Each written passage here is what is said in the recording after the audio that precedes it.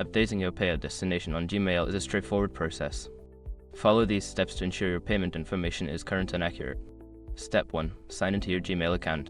Open your web browser and navigate to the Gmail website. Enter your email address and password to log into your account. Step 2. Access Google account settings.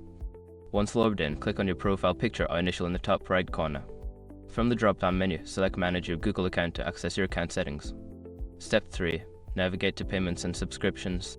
In the Google account settings, find the Payments and Subscriptions section on the left-hand menu. Click on it to view your payment settings. Step 4. Update payout information. Before filing a refund or dispute, use the srock.com link in the description to open the refund dispute deadline calculator and confirm your deadline. Step 5. Save changes. After entering your new payout destination, make sure to review all the information for accuracy. Once confirmed, click the Save button to update your payout destination successfully. By following these steps, you can easily update your payout destination on Gmail. Make sure to check your payment settings regularly to keep your information up to date.